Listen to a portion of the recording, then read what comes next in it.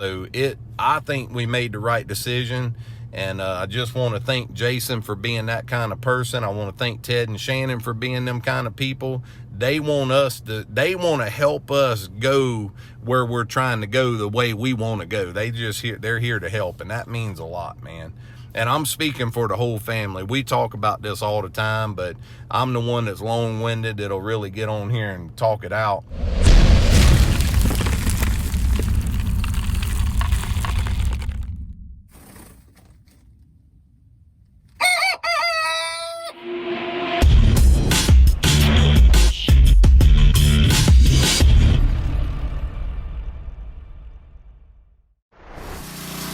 So the whole crew is bowed up working. Adrian and Ruby, what happened here?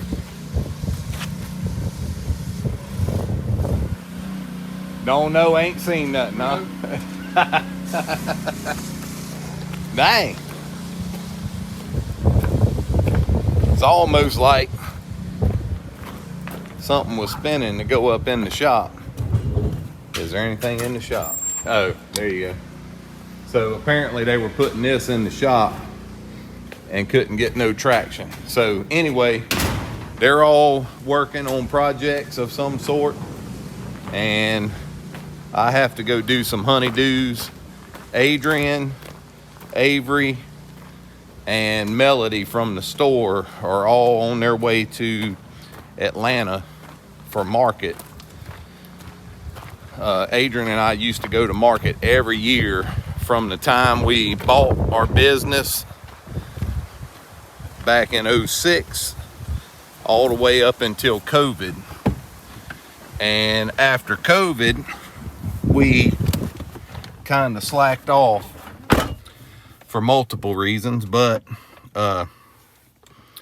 Adrian's trying to get back in the swing of things. I hate I'm not with him, but somebody had to be here with Ruby and keep the fort down. So anyway, I figured I'd take this moment of driving to talk to y'all about a few things.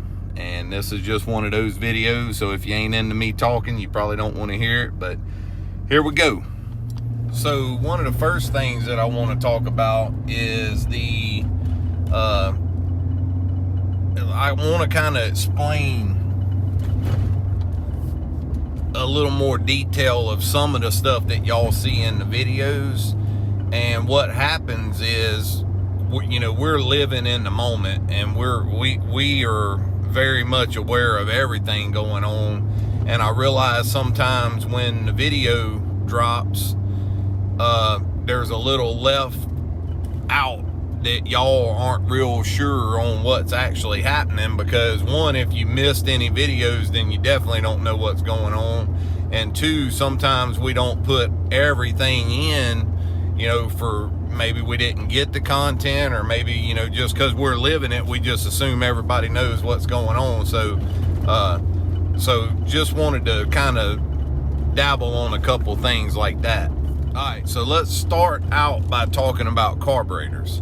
As y'all know, for years now, we've been with Mr. Larry Martin, with Mr. Larry Martin Carburetors, and we have been very happy with Mr. Larry's carburetors. And we went to Mr. Larry early on in Chase's racing, and I heard about Mr. Larry through Cade Dillard. We were using Cade Dillard as our consultant, and I called him up and I said, man, I got to get a carburetor. And he said, here, you call this guy here, he's the best in the business. And he was right. Mr. Larry is the best. So Mr. Larry will spoil you. Everything I've ever gotten from Mr. Larry, we take it out the box, put it on the car, and we don't touch anything. We set the fuel pressure, back when we were doing it traditional style, which now we run the Willie Super Bowls, and you don't have to set fuel pressure. But Mr. Larry's carburetors are ready right out the box. So maybe a time or two I've had to adjust the float just a little bit in his carburetors, but for the most part they've been on the money every time, and just the finest pieces we've ever put on an engine. So and then we moved over with we merged Mr. Larry with Willie. You know, we went with Mr. Larry to Willie's to test some carburetors, and a lot of y'all that follow along, you know what I'm talking about. They put us on the chassis dyno, and Mr. Larry and Willie worked together to create a carburetor that we run, Jason Hughes runs, Carlos Amata Jr., as far as I know, he's running them, and a lot of other US MTS guys are running these carburetors, and these carburetors we were the test subject. They were merging them together when we went up and tested, and that was the first piece, and we've had success with them, and of course all these other guys are having success with them, and it's a really good piece. I'm telling you all that to say this: when it came time to get a carburetor for this crate car, there was hands down no question about who we're calling. Mr. Larry Martin, number one name on the list. Chase called Mr. Larry. Well, we were told by multiple people that these crate cars run the best on E85 fuel. So when Chase called Mr. Larry about a carburetor for this crate motor, for this crate late model, and he told him it was E85, Mr. Larry does not build an E85 carburetor. You know, Mr. Larry is really good at what he does, and he just doesn't build a E85 carburetor. So that eliminated Mr. Larry as our carburetor builder. So we start asking around, who's the best, who do we need? You know, when it comes to E85 carburetors, who do we need? So everybody said Stealth. Well, Jason Nisus said, order it, I'll take care of it. So he bought a brand new Stealth carburetor. We actually had that before we had anything to do with crate late model racing. So the Stealth carburetor got to us. It went to the engine builder to be dynoed on the engine. It made all the power. Everything was great. So I just wanted to be clear, and then I'm gonna defend. And nobody has said anything, but I just need to be clear. When we went to MB and we put this engine in and the carburetor on, the guys at MB, Chris and Jimmy and AJ, they checked the fuel pressure and they set it. They checked the floats and set them. And they did everything as far as that goes, but they did not mess with the air mixture screws. And the reason I say I'm going to defend them, just like I said about Mr. Larry, when we get a carburetor from a carburetor builder, there's no sense in us jumping in and turning and twisting. It's usually out the box ready to go, and it had done been dynoed on the engine. So yeah, you check the fuel pressure and you check the floats, but as far as adjusting and moving on the air fuel mixture, we would never mess with that, and they didn't either. So I just want to be clear that wasn't messed with because it didn't need to be messed with, in my opinion, and probably the way they felt about it. You don't tune on something that's already been dynoed and everything. So that takes us back to the problem we were having. Chase knew there was a problem early on, and should have listened to him. We had a lot going on trying to get everything ready and rolling, and we had just got home and trying to go race, and there was a lot happening. So we dropped the ball on what we knew was a problem, and you know, it ended up costing us, but we're past that now. But I just wanted to explain, and I'm not knocking that Stealth carburetor. It is a great piece, but the adjustment that they had on it, or maybe Mr. Ronnie with Wall to Wall did to it, and I don't know that Mr. Ronnie did it, because the engine ran good once you got past the stumble. And on a dyno, you don't just stomp the gas, you know, it gradually pulls the throttle. And Chase said as long as you did that, the thing had all the power you wanted. So I'm gonna say it came from Stealth like that. And then we've talked to other people since then, and some of them run their stealth carburetor half a turn out. On an E85 stealth carburetor, half a turn out. That's what they run. This one doesn't like that. 1 1/4 turn, that engine came to life, and all the hesitation is almost gone. It still has a little bit of a hesitation, and we don't know if it needs another 1/4 turn out or possibly be turned in a 1/4 turn, because it is actually rich on idle, but it clears out and runs good. So anyway, we think we have that under control, and we're going to keep dialing in on it, but definitely wanted to clear the air and make sure that y'all knew that this wasn't a Larry Martin or Willie's problem. This is a whole new carburetor dealer that we're dealing with. So on to the next topic. So the next thing that I want to talk to y'all about is, you know, this seems like we've been doing this for 10 years, but when we were at Weir's, we realized that it was just 3 years ago that we met Chad Weir's and them at Bristol, and Chase was just a baby. He was 16 years old,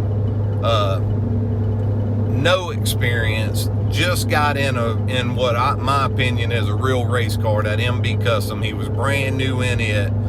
We were working with Brooke Strength and Cade Dillard, and man, just really, really awesome. I'm sorry, I got distracted. That's our new piece of land where our business is going. This is the first time that I've seen it cleared, so that kind of caught me by surprise passing by there. But anyway, yeah, so when we were at Bristol, we were new to everything and learning, definitely learning, just rookies, all of us. And that's only been 3 years ago, and that is very hard to believe. But with that, I want to say we had just met Eddie Smith with West Trucking, and Eddie came on board with us. He was our first person to approach us that was from a different state, that had found us through videos and just came on board, you know, and saw potential and wanted to be a part of it. And we, you know, we're family with Eddie and Miss Britta and Tom and the whole family, man. They're family. They're not just friends or sponsors, they're family. And not long after Bristol is when we met Ted and Shannon with Industrial Dock and Door, and they found us through the Bristol video, from what I understand. And when they first approached us, you know, they told us that they saw something there with the family aspect and the talent that Chase had, and the, you know, the equipment he was trying to work with, and they wanted to help us get him to the next level. And we couldn't be more grateful for everything that Ted and Shannon have done with us with Industrial Dock and Door.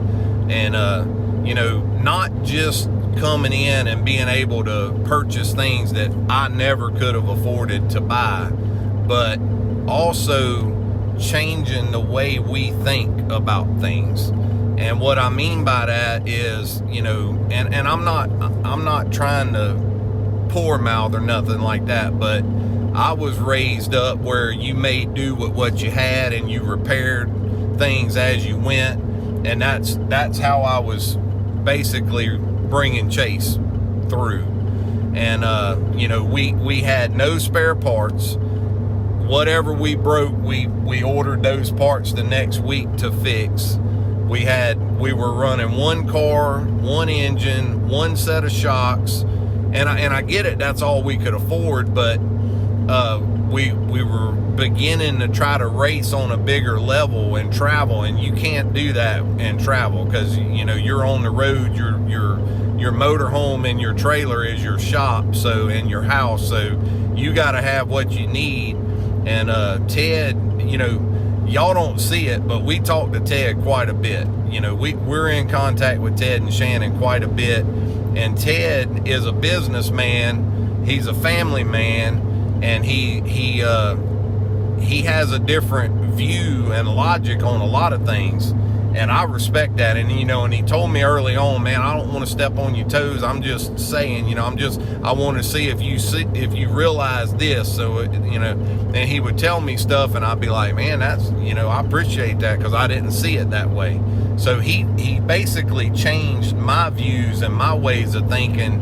And he basically showed me that we could be way bigger than I ever imagined we could be, because I could only see us being as big as I could get us. And Ted showed me that he could get us bigger and that there's somebody probably bigger than him to follow up. And that was really the 2-year plan. When we first were talking to Ted, he said, I know where I can take you to. And he said, and I'm hoping by me being able to get you there, that the next guy that's bigger than me can come in and bring us on.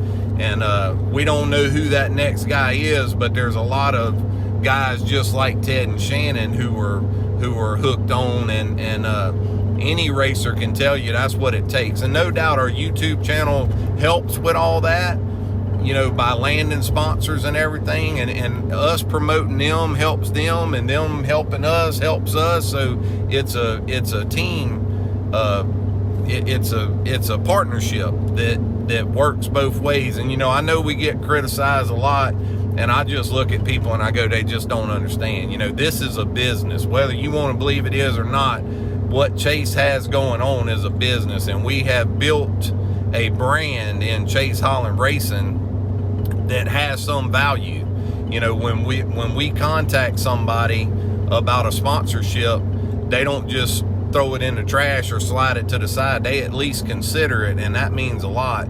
And the ones that do get on board, and they don't all, you know, but the ones that do, we appreciate.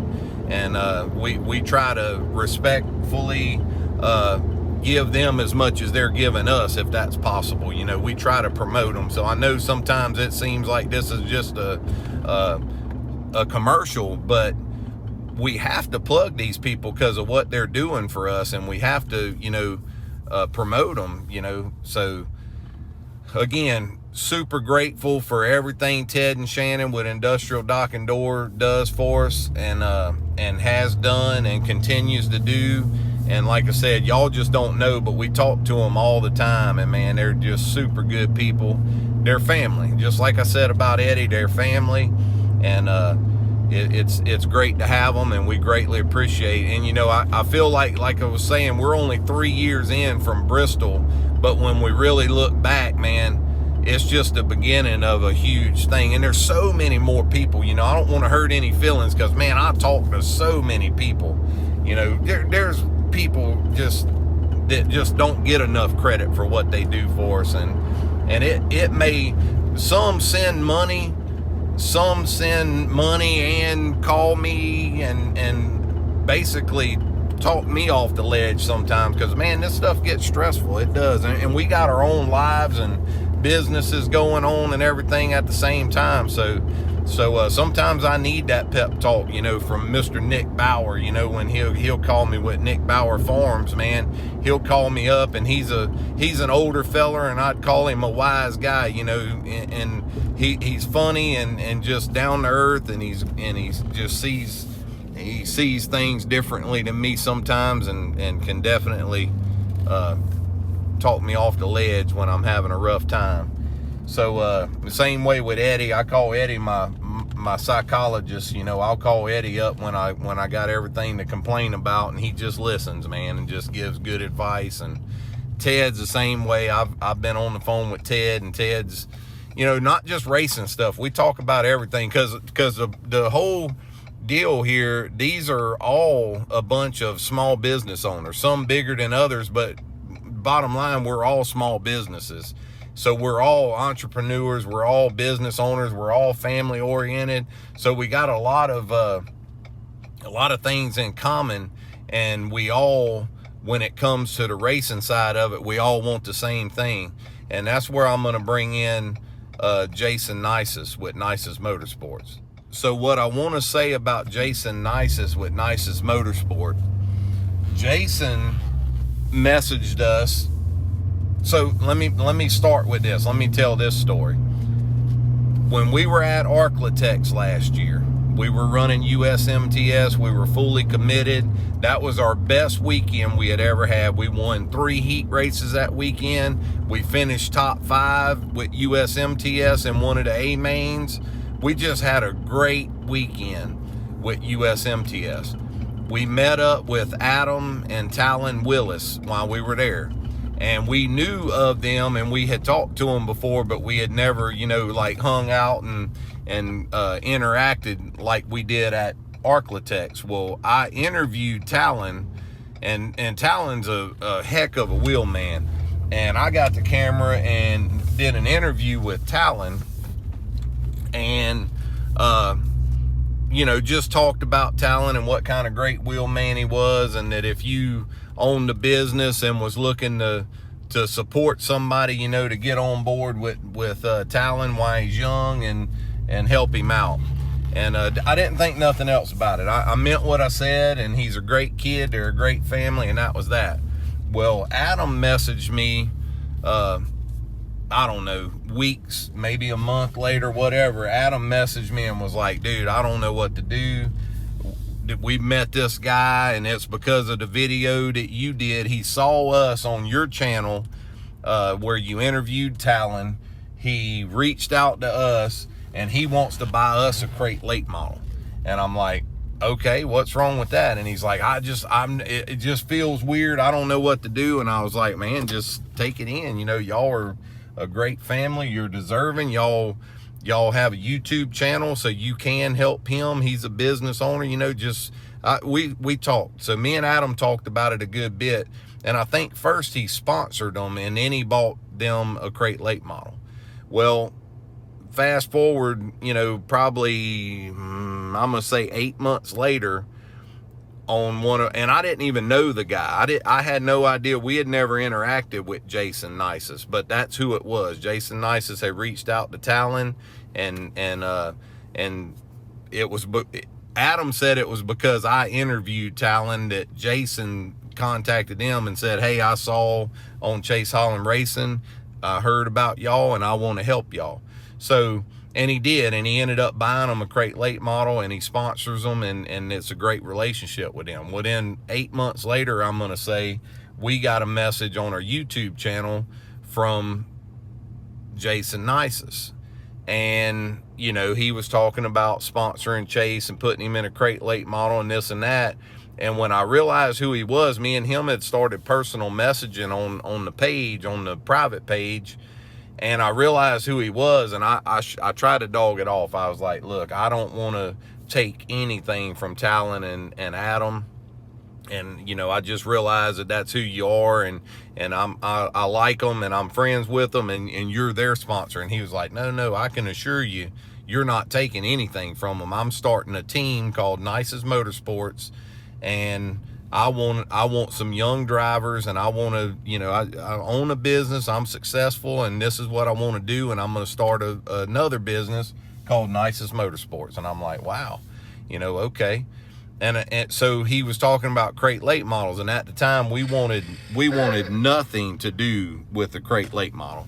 So I kind of put him off and told him that we didn't want to run a crate late model, but we were going to stick with the modifieds because we were so committed. And he said, well, then I want to get on board with the modified. So he sponsored us on the modified, very generous sponsorship. And we put Champion commercial HVAC on our car. And then he called Chase up, he started communicating back and forth with Chase. And he told Chase, he said, hey, I want you to register for 100,000 to win crate late model race at the end of 2024. And Chase is like, okay. And he said, just go ahead and get registered for it. Well, we don't have a crate car at this point, a crate late model. So Chase is like, what do I do? I said, you do what the guy said. If he wants you to sign up for this race, you sign up, because they're only taking a certain amount of entries. So you sign him up. So Chase goes on and he signs up, Chase Holland, number 45, crate late model. And we ain't got a crate late model. And Chase hangs up and he's like, you know, I'm signed up. What do I do? And I said, now you let him know that you're signed up. So Chase calls Jason and says, hey, I got signed up. And he said, great, here's what we're going to do. So he says we're going to buy a car. And this is what's great about Eddie, Ted and Shannon, Jason, and many others on board with us. This is a perfect example of how all of them are. And I'm just going to tell you how Jason handled this. So Chase and I are having private conversations like, man, this is awesome, but man, he's probably going to be like everybody else and want us to get a Longhorn or a Rocket, or, you know, what are we going to do? Are we going to upset Jimmy and them because Jimmy's been so good to us? And, you know, what do we do? And I said, we just have to play it by ear and see what happens. So Chase is on the phone with Jason, and Jason's telling him what his budget is, and I don't want a brand new car, but I want a good car, and if it don't have an engine and it's okay, we'll get an engine. You know, he's telling him everything. And Chase said, well, what do you want me to buy? And Jason said, I want you to get what you want. And we're like, and Chase is like, oh, okay, so, you know, you're okay if I get an MB Custom. He said, if you want an MB Custom, I want you to get an MB Custom. So we was like, man, that's awesome. So the next phone call was Jimmy Mars, and it was before Votto, and it was, you know, Dustin Sorensen had just left MB to go to Longhorn, and, you know, just a list a mile long of drivers that had left that, you know, that they had done a lot for, I'm going to say.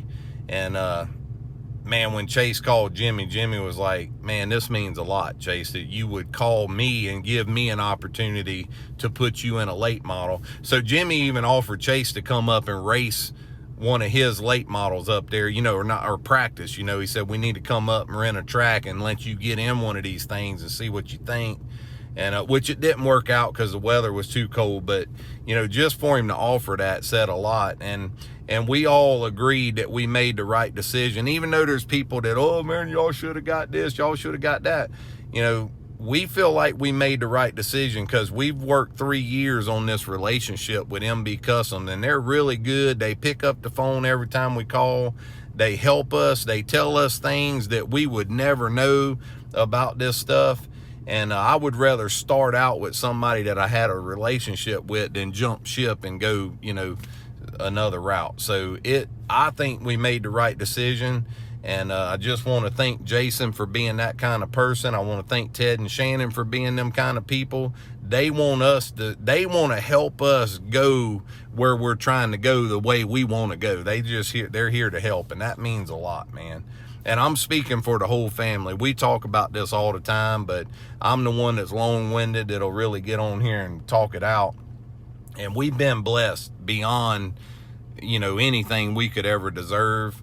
And we are very thankful, very grateful. We're still the same people we were 3 years ago, but things just look different, you know. But it's been a heck of a ride, and we plan on traveling the country a lot this year, and we're not looking for big races. We're looking for regular Saturday night shows, Friday, Saturday, Sunday, Thursday, whatever. We're looking for just regular shows where we have time to slow down, which we may bring both cars now. You know, we can do it. It's not ideal, but we can bring a modified and a late model. We prove we can do that. So that may be an option when we come to your area. So if you run UMP or you run USRA and you run crate late models, we may bring both up there or down or wherever. We're planning on traveling. So Adrian is almost to a point that she can leave the store. We're about a month, maybe a month and a half away from busy season slowing down where Adrian can get away. And that's when we really plan to hit the road and we're just going racing. We're just leaving and going racing. And we couldn't do it without all y'all. We're all grateful for everything that all of y'all do, watching the videos and just keeping us going, man. So let me look at my list and I'll come back and close this out. So give me a second. So I want to wrap this up with two things, and then I got to run in Lowe's and get the stuff that I need. So first thing I want to talk about, I want to go back to the chassis brands. And what I want to say about the chassis brands is, you know, of course we went MB Custom for the reason we went with MB Customs, but A lot of people tell you can't win in an MB, but the thing about, you know, we've had people that sponsor us that have tried to swing us to a different chassis, and not being mean or hateful. They're just trying to help us. And what I've told them is it wouldn't matter what chassis we had. If we made the same decisions that we made those particular nights, we would have the same results. So a lot of times when we've done bad, it's been our own fault. Not like every time that we've done bad, it's been our own fault. You know, it's the decisions that we made as a rookie team, or just, you know, trying this or experimenting with that we're our own problem. So you can't blame a chassis. So, you know, we went with the MB Custom, and, you know, we're already getting comments, you know, because they only saw the video where Chase spun out and got hit, and all of a sudden, well, you should have got a Longhorn. You wouldn't done that. You should have got a Rocket. Well, Saturday night, as y'all saw, we started 4th in the feature, and we started 5th, and to get to 4th, we passed a brand new Longhorn, and then we ran a Rocket down. So you could sit and say whatever, but the bottom line is, it's what you do to the car that makes it good, and it's the tech support that you receive from the chassis company that makes you good or bad. And I know Longhorn has a good tech support system, but if we went with Longhorn, let's just say, for instance, we went with Longhorn, we're way down the list on getting information for, you know, if one guy's getting 300 text messages on a Saturday night about what to do to a car, we would be just 1 of 300 that's down at the bottom. But when we deal with MB Custom, we've got phone numbers for everybody there, and any one of them are capable of telling us what we need to know, and they'll drop what they're doing to help us. So I value that. I find value in that, and I think we made the right decision. So the only other thing that I want to touch on right here is we were talking about, you know, how far we've come in 3 years, and us being the same people that we've always been.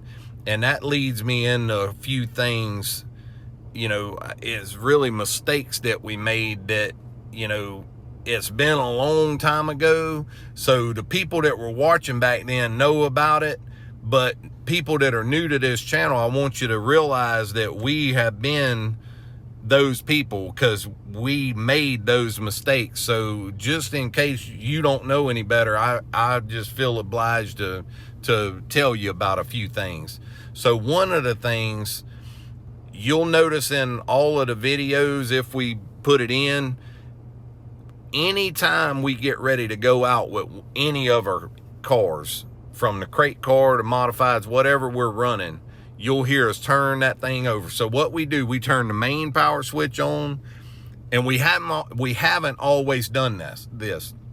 And that's my point in telling y'all. So in case you're not doing it, you'll know to do this from now on. We turn the main power switch on, leave the ignition off, and we roll the engine. We hit the starter button, and we roll about maybe 8 seconds, 10 seconds, and we're watching the oil pressure gauge. And we don't want to overrun the starter, so we'll run it about 8, maybe 10 seconds, and we let off. Sometimes it'll go up that time, but if not, we let off for just a second, and then we lay back into it. And usually right when you lay back into it, oil pressure comes up. Once the oil pressure comes up, then we pump the throttle and fire the engine up. Well, the next step, so what we did was we made sure we didn't dry start that motor, because if we pumped the fuel, hit the switch, kicked it off, and it takes a second or two for it to get oil pressure to everything, then we've got an engine that's fired up, running, that has no oil in places that it needs oil. So it's very important. We call it priming, and we do that every time. And I feel like I'm the reason that we had engine failure years ago, because of that.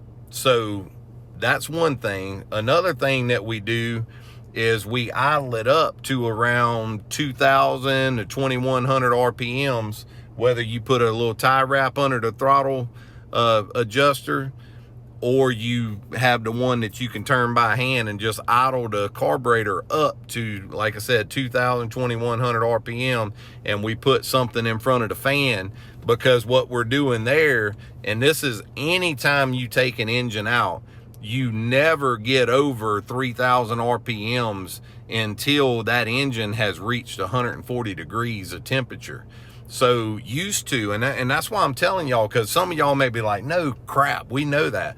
But there's a lot of people that don't know that, and you could be costing yourself engine failure and stuff by not knowing this. So 140 degrees, and you know, I think these engine builders feel, and I'm not knocking any of them, I'm not, but I think they feel like if you got enough money to buy an engine, then you should already know this stuff, because it's basic common sense to them. But we're not engine builders, and we don't know engines inside and out. But an engine has to be at 140 degrees before you ever get it up above 3,000 RPM.